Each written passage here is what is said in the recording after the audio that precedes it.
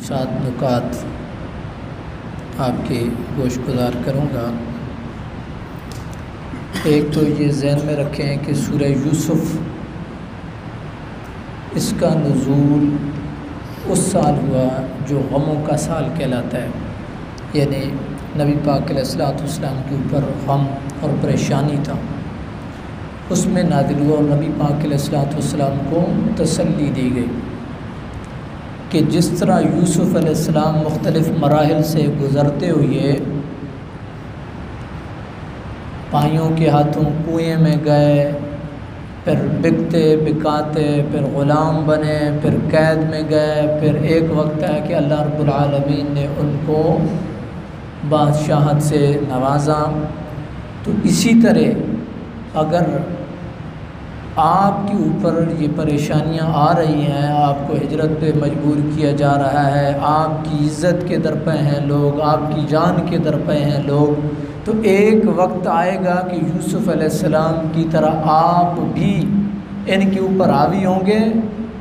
اور یہ آپ کے قدموں میں ہوں گے۔ یہ مقصد ہے سورہ یوسف کا اس امت کے اوپر نازل کرنے کا، محمد رسول اللہ صلی اللہ علیہ وسلم۔ اور اس کو آپ نے دیکھا فتح مکہ کے موقع پر کہ نبی پاک علیہ السلام کو جس شہر سے نکالا گیا تھا اسی شہر میں حضور فاتحانہ داخل ہوئے،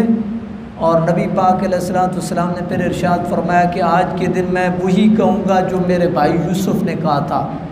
اور حضرت یوسف علیہ السلام نے جب بھائی ان کے پاس گئے تو کیا کہا تھا؟ لا تثریب علیکم الیوم، تمہارا کوئی مواخذہ نہیں ہے، تمہاری کوئی پکڑ نہیں ہے، کوئی مواخذہ نہیں ہے، کوئی سزا نہیں ہے، میں نے تمہیں معاف کیا ہے۔ تو وہی نبی پاک علیہ السلام نے کیا۔ اس کے علاوہ چند اور ورد اور وظائف، یعنی سورہ یوسف کے اتنے فوائد ہیں کہ آپ کی سوچ سے باہر ہیں۔ اگر کسی شخص کے اوپر جھوٹا الزام لگتا ہے اور وہ مطعون ہوتا ہے اور اصل مجرم نہیں ہے اور اصل مجرم کی تلاش ہے ابھی تک، اور یہ بندہ چاہتا ہے کہ الزام اس سے اٹھے،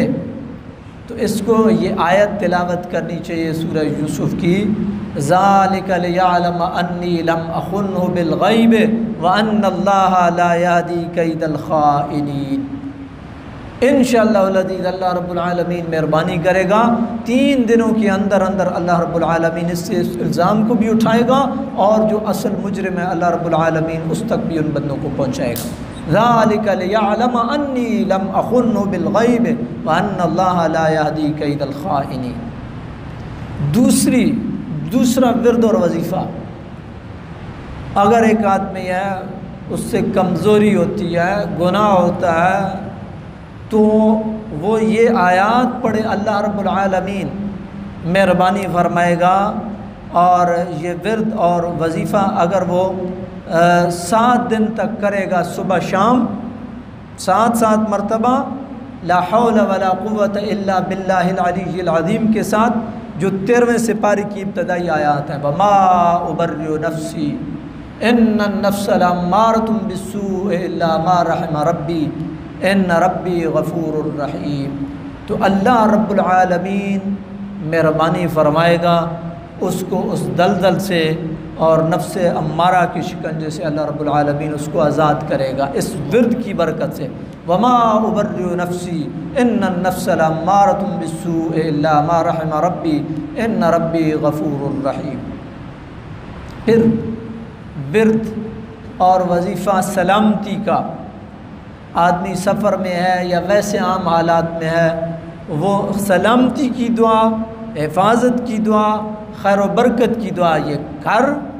اپنی جان، اپنا مال، سب کے لیے آپ پڑھ سکتے ہیں۔ فاللہ خیر حافظا وہو ارحم الراحمین، فاللہ خیر حافظا وہو ارحم الراحمین۔ اگر آپ سفر میں ہیں تو اللہ رب العالمین آپ کے سفر کو خیر و عافیت سے تکمیل تک پہنچائے گا۔ اگر آپ نے اپنی ذات کے اوپر اس کو پڑھ کے پھونکا ہے تو اللہ رب العالمین آپ کو ہر قسم کے شر سے محفوظ رکھے گا۔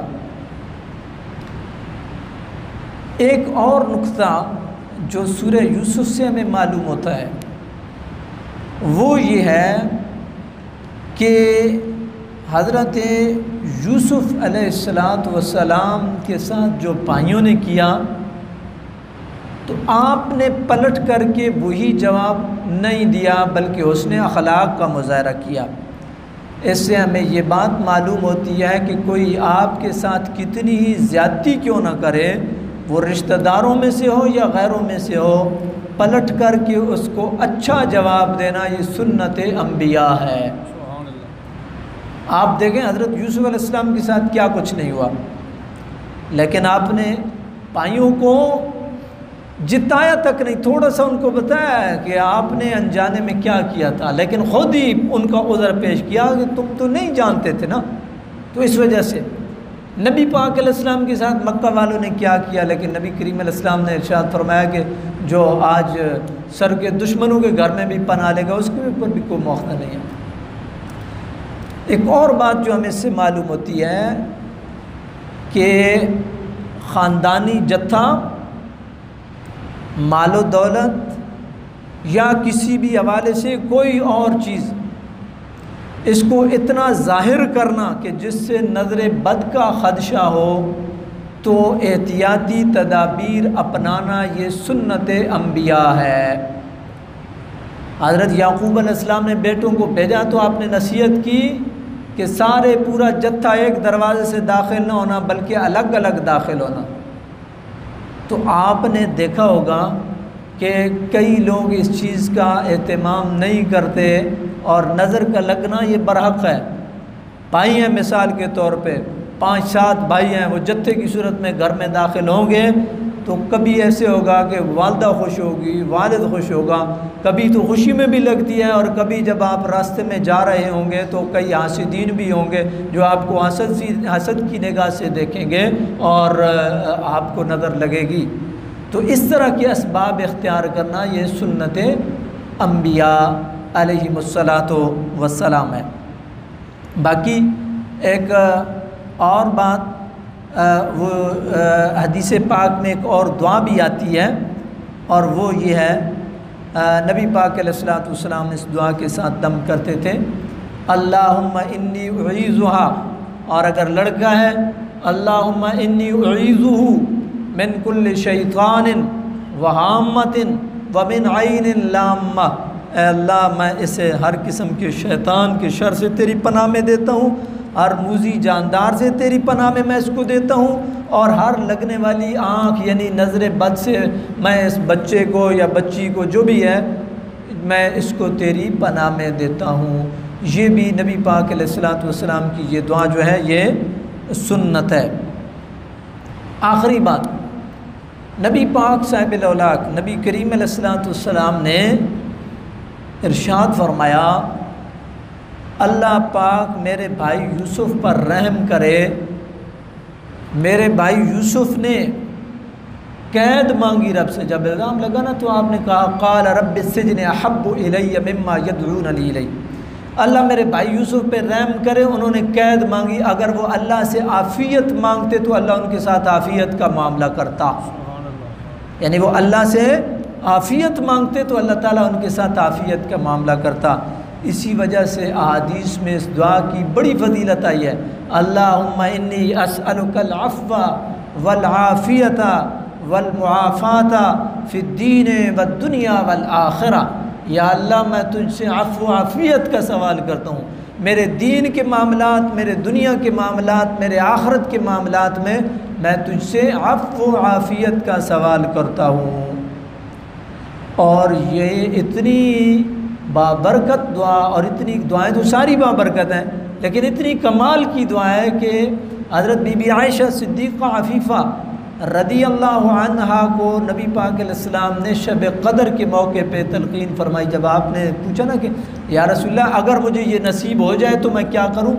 تو نبی پاک علیہ السلام نے کہا کہ تو نے یہ دعا پڑھنی ہے، اللہم انک عفو تحب العفو فاعف عنی، اے اللہ تو عفو کو پسند کرتا ہے، تو سراپا عفو ہے، عفو کو پسند کرتا ہے، مجھ سے عفو درگزر فرما۔ یہ وہ دعا ہے جو نبی پاک علیہ السلام نے تلقین فرمائی ہے۔ اور اضافی معلومات کے طور پہ اس امت کے یوسف جو ہیں وہ حضرت جریر بن عبداللہ البجلی، ان کو اس امت کا یوسف کہا گیا۔ اللہ تعالیٰ نے امت مصطفیٰ، یہ نبی کریم علیہ السلام کے صحابی ہیں، بڑے خوبصورت، اور حضرت عمر فاروق رضی اللہ تعالی عنہ نے ان کو اس امت کا، امت مصطفیٰ کا یوسف کہا ہے۔